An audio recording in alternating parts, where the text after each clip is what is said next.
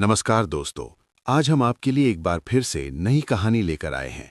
अगर आपको कहानी पसंद आए तो प्लीज चैनल को लाइक सब्सक्राइब करना ना भूलें। तो चलिए बिना देर किए कहानी को शुरू करते हैं, जिसमें एक पति, एक पिता और एक बेटे के संघर्षों की कहानी कहती है। ये कहानी है विश्वास माथुर की। बाहरी दुनिया के लिए वो एक परफेक्ट पति, एक जिम्मेदार पिता और एक सफल बिजनेसमैन है। उनका परिवार, एक सुंदर पत्नी नेहा और 2 बच्चे अंकित और छोटी सी आराध्या, सबके लिए एक आदर्श फैमिली का सपना लगते हैं। लेकिन हर सपने के पीछे एक हकीकत होती है। ये कहानी उस हकीकत की परतें खोलती है जब एक आकस्मिक घटना एक ऐसे भूकंप का कारण बनती है जो विश्वास के बनाए हुए सारे स्ट्रक्चर को हिला देती है। यहाँ है प्यार की सीमाएं, जिम्मेदारियों का बोझ, वफादारी के सवाल और उन भावनाओं की आंधी जिन्हें दबाकर रखा गया था सालों से। क्या विश्वास अपने परिवार को बचा पाएंगे या खुद अपने अंदर के संघर्ष से हार जाएंगे? शुरू करते हैं अनहेल्थ टीयर्स की पहली कड़ी। विश्वास माथुर की आंखें सुबह 5 बजे ही खुल गईं, बिना अलार्म के। ये उनकी 30 साल की रूटीन थी। बिस्तर से निकलने से पहले वो पल भर अपनी पत्नी नेहा की ओर देखते रहे, जो गहरी नींद में थीं। उनके चेहरे पर एक सामान्य सी शांति थी, जो दिन के शुरू होते ही गायब हो जाती थी। घर, बच्चों और उनकी जरूरतों की भागदौड़ में खो जाती थीं। उठकर उन्होंने चुपचाप बेडरूम से निकलकर बच्चों के कमरे का दरवाजा खोला। 18 साल का अंकित करवट लेकर सो रहा था। उसका लैपटॉप अभी भी बेड पर खुला पड़ा था। 8 साल की आराध्या अपनी गुड़िया को बाहों में जकड़े सोई थी। विश्वास का चेहरा एक पल के लिए नर्म पड़ गया। यही 2 पल, यही दृश्य उनकी पूरी मेहनत और थकान का औचित्य थे। जिम, नहाना, नाश्ता, सब एक मिलिट्री की क्लॉकवर्क प्रिसीजन के साथ। नेहा ने उनका सैंडविच और टिफिन तैयार करके रख दिया था। रसोई की मेज पर बैठे वो अखबार पलट रहे थे, तभी नेहा ने आवाज दी। आज बैंक वाले का कॉल आया था। होम लोन की ईएमआई बढ़ गई है और अंकित के कोचिंग के फीस का दूसरा इंस्टॉलमेंट भी देना है। विश्वास ने बिना सिर उठाए कहा, ओके, मैनेज कर लूंगा। मैनेज कैसे करोगे? पिछले महीने भी तो तुमने ऑफिस से पर्सनल लोन ले लिया था ना? नेहा की आवाज में एक धार आई। विश्वास ने अखबार नीचे रखा। तो क्या करूं नेहा, सब कुछ तो महंगा हो रहा है। मैं जादू नहीं कर सकता। मैं कोशिश कर रहा हूं। कोशिश? विश्वास, तुम हफ्ते में 6 दिन, दिन के 12-12 घंटे ऑफिस रहते हो, फिर भी पैसे कम पड़ रहे हैं। क्या गलत हो रहा है? ये सवाल विश्वास के दिल में एक सुई सा चुभ गया। मतलब, तुम्हें लगता है मैं पैसे गंवा रहा हूं, शराब जुआ कर रहा हूं? मैंने ऐसा कब कहा? नेहा ने काउंटर की तरफ पीठ कर ली। मैं बस पूछ रही हूं। तनाव में रहते हो, बातचीत भी नहीं करते, बच्चों से भी बस पढ़ाई कैसी चल रही है जैसे फॉर्मल सवाल। लगता है तुम इस घर के जस्ट अ प्रोवाइडर बनकर रह गए हो। विश्वास उठ खड़े हुए। उनका गला सूख रहा था। नेहा ने अनजाने में ही सही उनकी सबसे बड़ी डर को छू दिया था कि वो सिर्फ एक एटीएम मशीन है, एक भावनाहीन पत्थर जिस पर सबकी जरूरतों का बोझ लदा हुआ है। तुम्हें क्या चाहिए नेहा? उनकी आवाज ठंडी और थकी हुई थी। कि मैं रोने लगूं, अपनी टेंशन तुम पर उतारूं? मेरा काम है सबको संभालना और मैं संभाल रहा हूं। इससे पहले कि नेहा कुछ कहती, आराध्या रोती हुई रसोई से आई। मम्मी, मेरी ड्राइंग बुक कहीं नहीं मिल रही। वो झगड़ा, वो तनाव फिर वहीं दब गया। विश्वास ने अपनी टाई ठीक की, ब्रीफकेस उठाया और दरवाजे की ओर बढ़े। नेहा ने कहा, शाम को जल्दी आना, आज आराध्या का स्कूल में पेरेंट्स टीचर मीटिंग है। विश्वास ने सिर हिलाया और निकल गए। ऑफिस की दुनिया अलग थी। वहां वो विश्वास सर थी, सीनियर वाइस प्रेसिडेंट, जिसकी एक सिफारिश से करियर बनते बिगड़ते थे। मीटिंग्स, प्रेजेंटेशंस, टारगेट्स का प्रेशर। दोपहर को लंच के समय उनके मोबाइल पर एक अजनबी नंबर से कॉल आया। उठाते ही सीधा सवाल, क्या आप प्रणव माथुर के बेटे हैं? हाँ। कौन बोल रहा है? सर, मैं सुभाष नगर पुलिस स्टेशन से बोल रहा हूं। आपके पिताजी, उन्हें आज सुबह पार्क में दिल का दौरा पड़ा है। वो नहीं रहे। हमें उनके पास से आपका नंबर मिला। दुनिया तो पहले ही धीमी पड़ रही थी, लेकिन उस पल सब स्थिर हो गया। ऑफिस का शोर, कंप्यूटर की आवाज, सब मफल्ड सा लगने लगा। विश्वास के कानों में सिर्फ अपनी धड़कनें सुनाई दे रही थीं। सर, आप सुन रहे हैं? हाँ, मैं आ रहा हूं। लाइन कट गई। विश्वास अपनी कुर्सी पर बैठे रहे। उनके पिता प्रणव माथुर, जिनसे उनकी बस 2-3 महीने पहले ही बात हुई थी। फादर्स डे पर एक फॉर्मल कॉल। पिता ने पूछा था, सब ठीक है ना? और उन्होंने जवाब दिया था, हाँ पापा, सब ठीक है। आप कैसे हैं? बस ठीक हूं, तुम अपना ध्यान रखो। यही संवाद था। 30 सालों का यही संवाद रहा था। और अब वो चले गए, अकेले, एक पार्क में। विश्वास ने अपने सहयोगी को बताया कि जरूरी काम है और ऑफिस से निकल गए। गाड़ी चलाते हुए उनके हाथ कांप रहे थे। आंखों में एक अजीब सा सूखापन था। रोना चाहिए था, दुख होना चाहिए था, लेकिन एक गहरा भारी सा सूनापन था। एक अपराध बोध जो आंसुओं से भी ज्यादा कठोर था। पिता का घर, जहां वो पले बढ़े थे, वो अब सन्नाटे से भरा लग रहा था। पड़ोसी, रिश्तेदार इकट्ठा हो रहे थे। जब विश्वास अंदर गए तो सबने सहानुभूतिपूर्ण निगाहों से देखा। उनकी मां बहुत पहले ही गुजर चुकी थी। पिता अकेले रहते थे। लिविंग रूम की एक कुर्सी पर एक मेडिकल रिपोर्ट पड़ी थी, हार्ट ब्लॉकेज की। तारीख 6 महीने पुरानी थी। पिता ने कभी बताया नहीं। एक रिश्तेदार ने कहा, विश्वास, तुम्हारे पापा तो तुम्हें बहुत मिस किया करते थे। हमेशा तुम्हारी और बच्चों की फोटो दिखाते रहते, पर कहते थे कि तुम बहुत व्यस्त रहते हो, परेशान नहीं करना चाहिए। विश्वास ने कुछ नहीं कहा। उनका गला एक मुट्ठी की तरह भेजा हुआ था। उन्होंने पिता के बेडरूम में जाने का फैसला किया। कमरा सादा, साफ सुथरा था। टेबल पर एक पुराना एल्बम खुला हुआ था। विश्वास की बचपन की तस्वीरें, कॉलेज की फोटो, शादी की, अंकित के पैदा होने पर ली गई तस्वीर जिसमें पिता नवजात अंकित को गोद में लिए खुशी से झूम रहे थे। आखिरी पन्ने में एक ताज़ा फोटो थी जो पिता ने मोबाइल से प्रिंट करवाई थी। आराध्या का स्कूल का एनुअल फंक्शन। विश्वास और नेहा मंच पर थे, आराध्या को इनाम देते हुए। पिता शायद वहां मौजूद नहीं थे, लेकिन उन्होंने ये फोटो समाचार पत्र से काटकर संभाल कर रखी थी। एक पुराना डायरी जैसा नोटबुक भी थी। विश्वास ने खोला। पहले पन्ने पर लिखा था, मेरे बेटे विश्वास के लिए। आज विश्वास का प्रमोशन हुआ। वो बहुत दूर जा रहा है। मुझे उस पर गर्व है, पर डर भी लगता है। सफलता का बोझ कभी कभी इंसान को अंदर से खोखला कर देता है। काश वो मुझसे बात कर पाता। काश मैं उसे बता पाता कि पिता होने के नाते मेरी सबसे बड़ी उपलब्धि ये नहीं कि मैंने उसे क्या दिया, बल्कि ये कि वो क्या बना। और वो एक अच्छा इंसान है। शायद वो जानता भी नहीं। उसकी आंखों में मैं हमेशा एक कड़क, दूर रहने वाले पिता की छवि देखता हूं। शायद मेरी गलती थी। अब सुधारने का वक्त नहीं रहा। पर विश्वास, अगर तुम ये पढ़ रहे हो तो जान लो, तुम्हारा पापा तुमसे बेतहाशा प्यार करता था और हमेशा करता रहेगा। ये पंक्तियां पढ़ते हुए विश्वास की आंखों के सामने अंधेरा छा गया। उनके पैरों तले जमीन खिसक गई। वो टेबल से टिक कर खड़े रहे। सारी भावनाएं जिन्हें उन्होंने सालों से एक लोहे के संदूक में बंद कर रखा था, वो अचानक ताला टूटने से बाहर फूट पड़ने को आतुर थीं। पर उन्होंने खुद को संभाला, दबी कांपती सांसों के साथ। उन्होंने नेहा को फोन किया, आवाज बिल्कुल सपाट। नेहा, पापा नहीं रहे, हार्ट अटैक। मैं उनके घर पर हूं। तुम और बच्चे तैयारी कर लो, मैं गाड़ी भेजता हूं। फोन के दूसरे छोर पर नेहा की सांस रुक गई। हे भगवान! विश्वास, तुम ठीक हो? मैं अभी आती हूं। नहीं, विश्वास ने कहा, अपनी आवाज पर काबू पाते हुए। तुम बच्चों को संभालो, उन्हें समझाओ, मैं यहां अरेंजमेंट देख लूंगा। शाम तक सब कुछ व्यवस्थित हो गया। अंकित और आराध्या आए। आराध्या डर गई थी। अंकित के चेहरे पर एक अजीब सी जिम्मेदारी थी, जैसे वो अब बड़ा हो गया हो। नेहा विश्वास के पास आई, उनका हाथ अपने हाथों में लिया। विश्वास ने एक पल के लिए उस स्पर्श में सांत्वना पाने की कोशिश की, फिर हाथ खींच लिया। मैं ठीक हूं, उन्होंने कहा। रात में जब सब सो गए, विश्वास अकेले बैठे थे। पिता की डायरी की वो पंक्तियां उनके दिमाग में गूंज रही थीं। सफलता का बोझ कभी कभी इंसान को अंदर से खोखला कर देता है। क्या वो खोखले हो चुके थे? क्या उनके पास अब रोने के लिए भी आंसू नहीं बचे थे? पिता के जाने का दुख तो था, लेकिन उससे भी बड़ा दुख था उस रिश्ते को जी न पाने का पछतावा। वो चट्टान जिस पर सबने भरोसा किया, आज अपने ही वजन से दरक रही थी। और सबसे डरावनी बात ये थी कि कोई देख भी नहीं पा रहा था। वो अंदर ही अंदर बिखर रहे थे और दुनिया को लग रहा था कि वो मजबूत बने हुए हैं। उनकी नज़र पिता के पुराने कोट पर पड़ी जो एक हुक पर टंगा था। उन्होंने उसे उतारा और पहन लिया। कपड़े में पिता की सुगंध, उनकी मौजूदगी का एहसास था। तभी अचानक आंखों से आंसुओं की एक गर्म धार फूट पड़ी। चुपचाप, कोई सुन न ले इस डर से वो मुंह दबाकर रोए।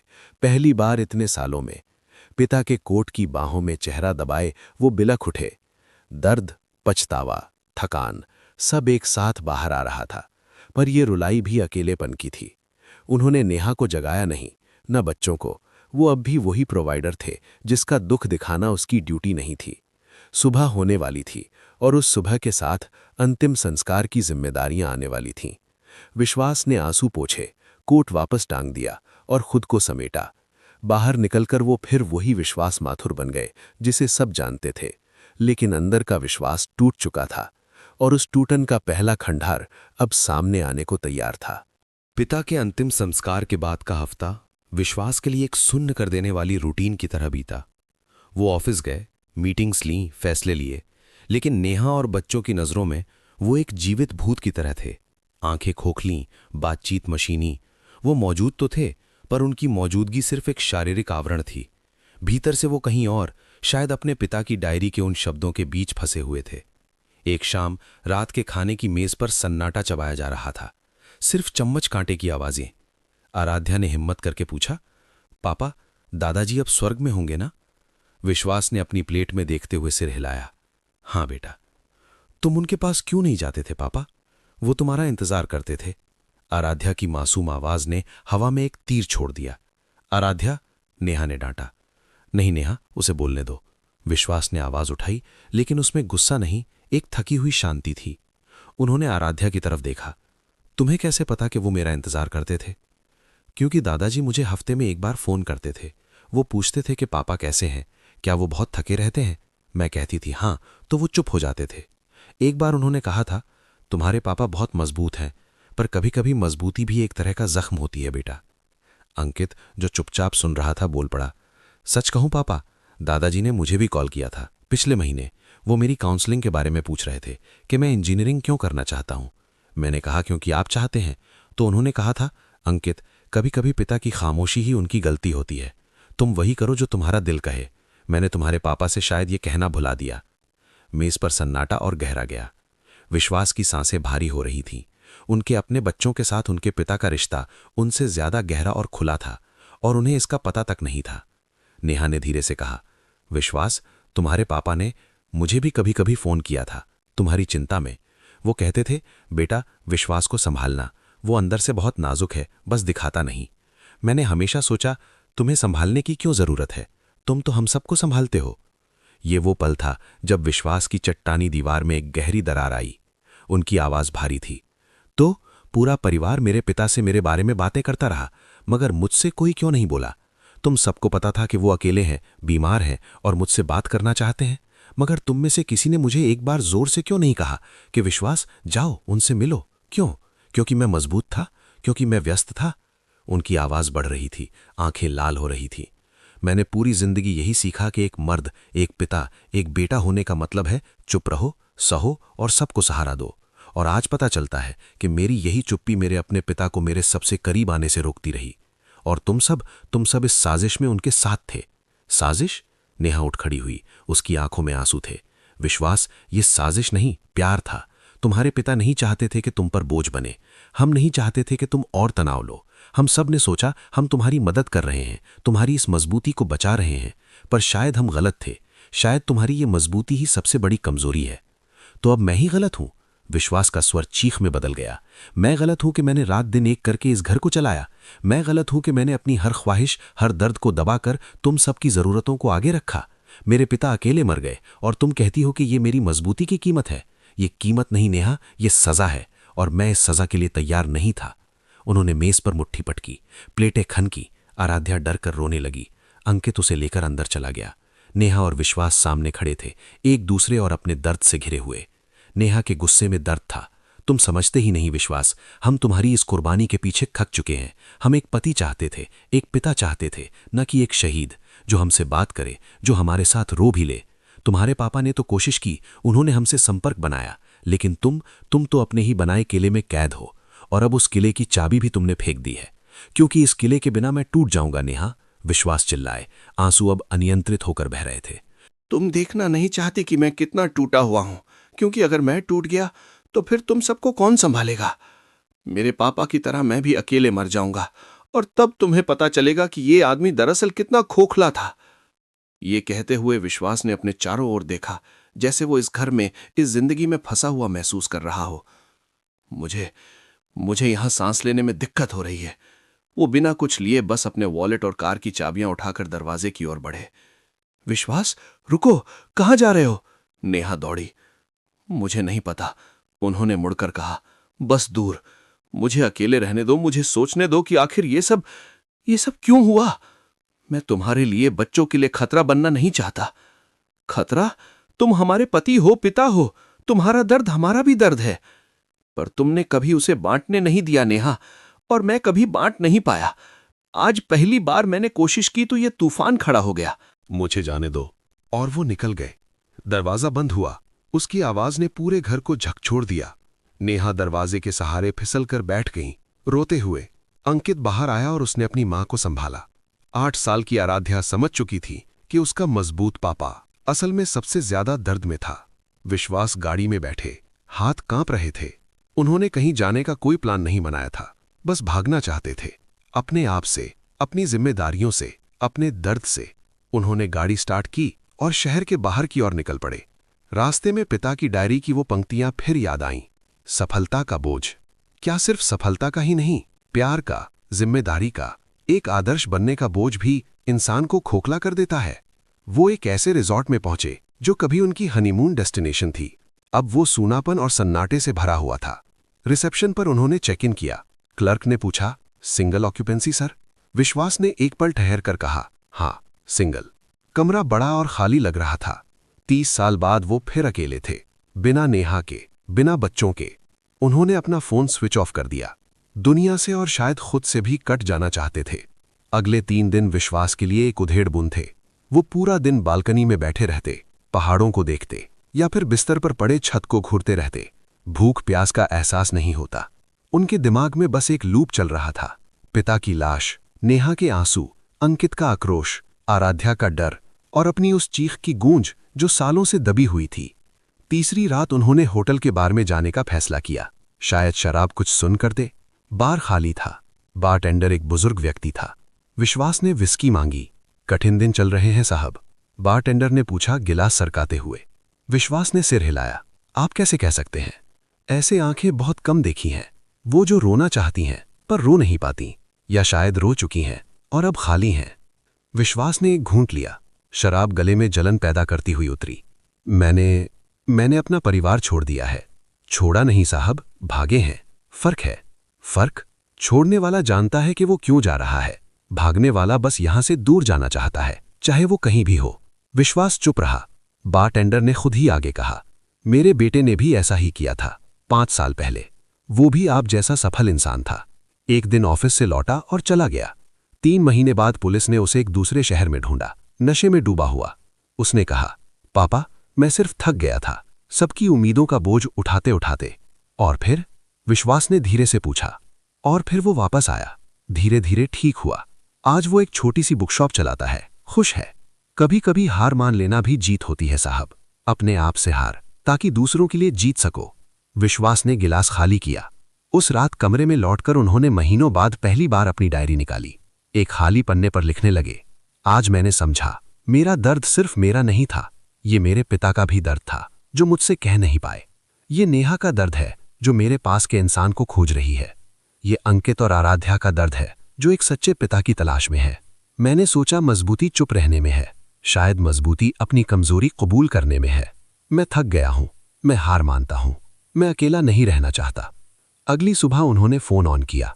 सैकड़ों मिस्ड कॉल, दर्जनों मैसेज, नेहा के, अंकित के, यहां तक कि आराध्या के भी। नेहा के फोन से एक वॉइस नोट नेहा का था, जिसमें वो रो रही थीं। विश्वास, वापस आ जाओ, हमें तुम्हारी मजबूती नहीं, बस तुम चाहिए। टूटे हुए, कमजोर जैसे भी हो, हम साथ हैं। विश्वास की आंखें फिर भीग गईं, पर इस बार वो आंसू अकेले नहीं थे, उनमें एक उम्मीद की किरण थी। उन्होंने बिल चुकाया और गाड़ी में बैठे। लौटने का रास्ता लंबा था, पर इस बार वो भागकर नहीं, जानबूझकर लौट रहे थे, एक नए इंसान के रूप में, जो शायद अब भी पूरी तरह नहीं जानता था कि कैसे रिश्ते निभाए जाते हैं, पर अब कोशिश करने को तैयार था। जैसे ही वो शहर के करीब पहुंचे, उनका फोन बजा। अंकित का नंबर था। पापा? अंकित की आवाज में चिंता थी। कहाँ हो आप? रास्ते में हूं अंकित, घर आ रहा हूं। एक पल की खामोशी के बाद अंकित बोला, जल्दी आइए पापा, मम्मी बुखार से तप रही है, डॉक्टर आया है। वो आपका नाम ले रही थी। विश्वास का दिल धक से रह गया। नेहा बीमार? उनकी अनुपस्थिति का एक और नतीजा। उन्होंने एक्सेलरेटर दबा दिया। अब उनकी वापसी सिर्फ भावनात्मक नहीं, एक जरूरत थी। उन्हें पता था घर पहुंचकर एक नई लड़ाई का सामना करना होगा। नेहा की बीमारी, बच्चों का विश्वास वापस जीतना और सबसे बड़ी चुनौती, खुद को फिर से बनाना। एक ऐसा इंसान जो पत्थर नहीं, इंसान बनकर रह सके। विश्वास जब घर पहुंचे तो घर में एक असामान्य सी सन्नाटा थी। डॉक्टर जा चुका था। आराध्या दादी यानी नेहा की मां के साथ सो रही थी। अंकित लिविंग रूम में बैठा था। उसके चेहरे पर उम्र से ज्यादा की परिपक्वता और थकान थी। पापा?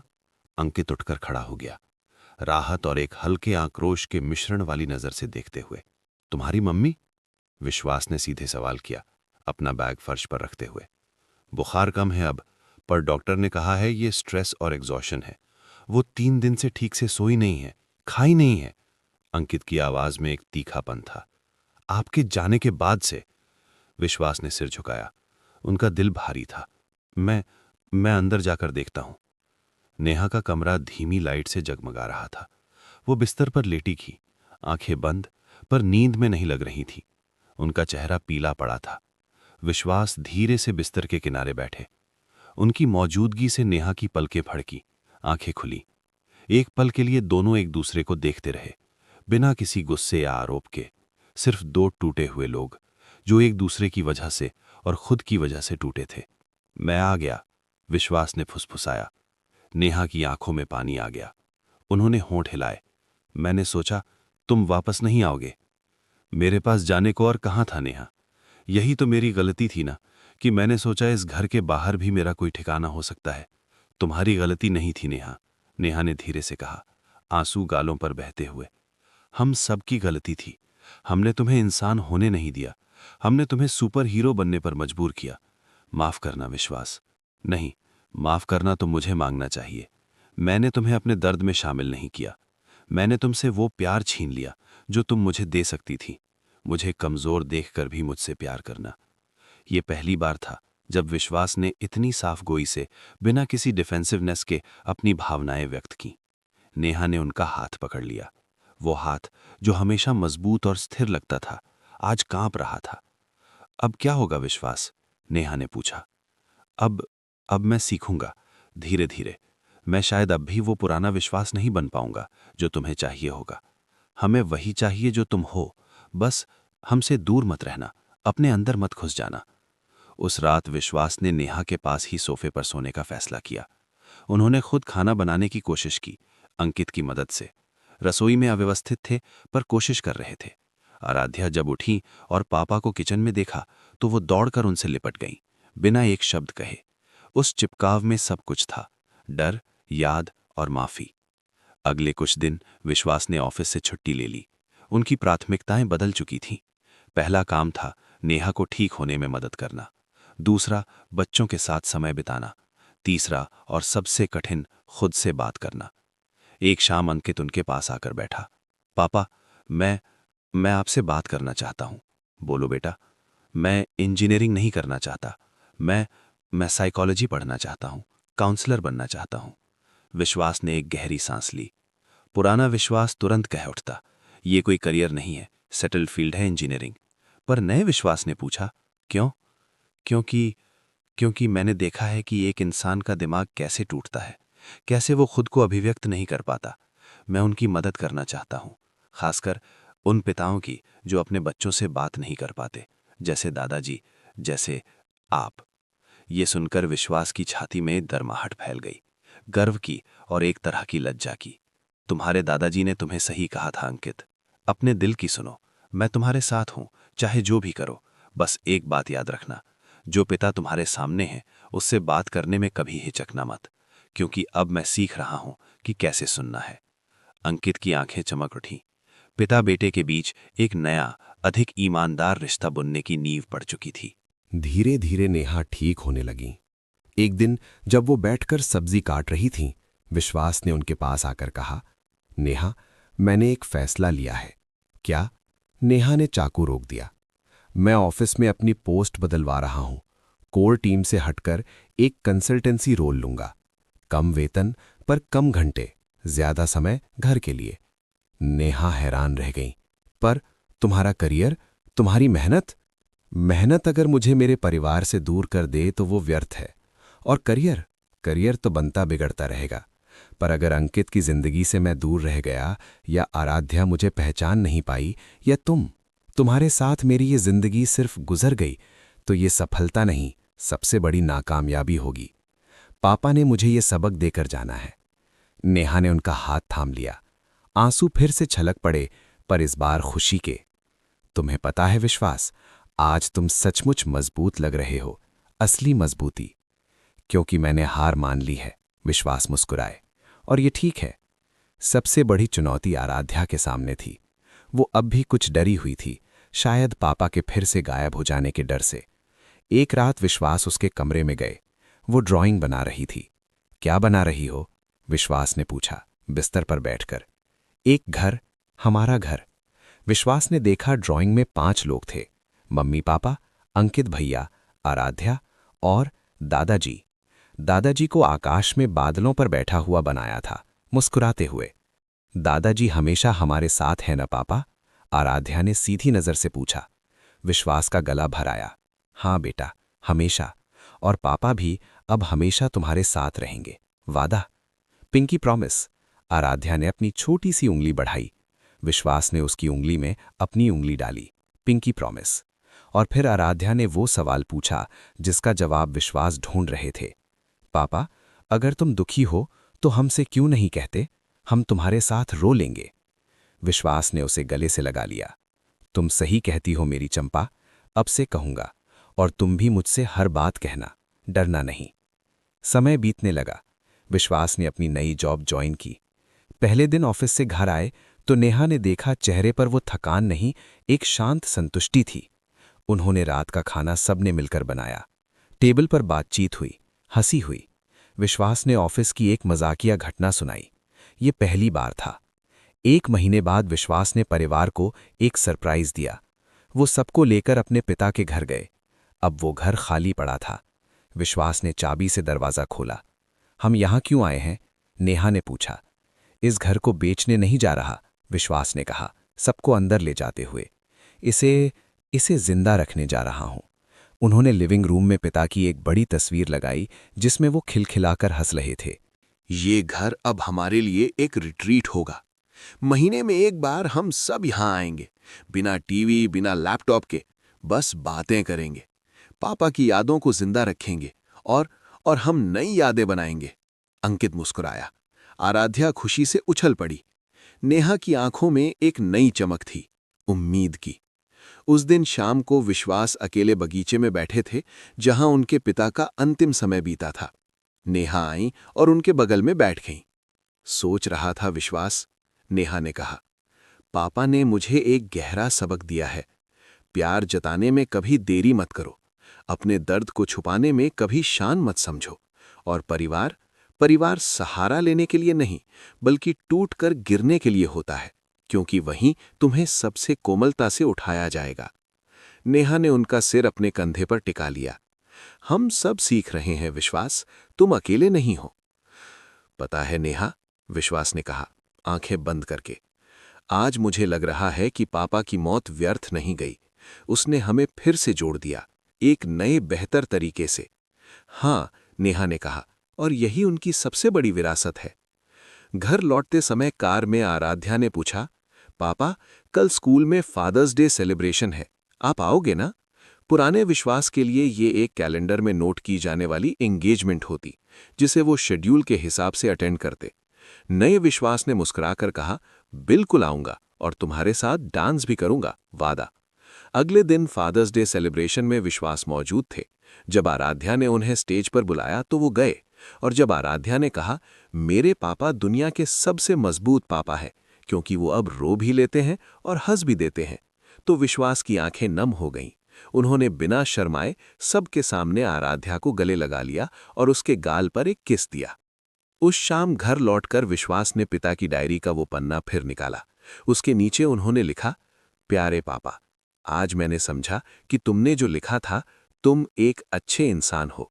शायद तुम्हारी ये बात सच करने का वक्त अब आया है। मैं अब वो आदर्श पिता या पति नहीं बनना चाहता जिसकी छवि मेरे दिमाग में थी। मैं बस एक सच्चा इंसान बनना चाहता हूँ, जो गलतियां करे, जो दर्द महसूस करे और जो प्यार जताए। तुम्हारी ये डायरी अब सिर्फ एक याद नहीं, मेरे नए सफर का मैप है। धन्यवाद पापा, तुम्हारा बेटा अब सचमुच तुम्हारा बेटा बनने की कोशिश कर रहा है। डायरी बंद करके विश्वास लिविंग रूम में आए, जहां नेहा चाय बना रही थीं, अंकित किताब पढ़ रहा था और आराध्या टीवी देख रही थीं। ये साधारण सा दृश्य आज उन्हें जीवन का सबसे खूबसूरत दृश्य लगा। वो जानते थे सफर अभी खत्म नहीं हुआ था, अभी भी झगड़े होंगे, तनाव होंगे, चुनौतियां होंगी। पर एक बात बदल गई थी, अब वो अकेले नहीं थे। अब उनका दर्द सिर्फ उनका नहीं था और उनकी खुशी सबकी थी। वो जाकर सोफे पर बैठ गए। आराध्या ने अपना सिर उनकी गोद में रख लिया। नेहा ने एक कप चाय उनकी तरफ बढ़ा दी। अंकित ने किताब से सिर उठाकर एक मुस्कुराहट भेजी। विश्वास माथुर ने चाय का घूंट लिया। ये घूंट उनकी जिंदगी का सबसे संतोषजनक घूंट था, क्योंकि ये उनकी अपने घर की गर्माहट से भरा हुआ था। एक ऐसे घर की जो अब सिर्फ एक बिल्डिंग नहीं, बल्कि एक होम था, जहां हर सदस्य अपनी कमजोरियों और ताकत के साथ एक दूसरे का सहारा था। और विश्वास अब कोई चट्टान नहीं थे, बल्कि उस घर की नींव का एक जीवित सांस लेता हुआ हिस्सा थे।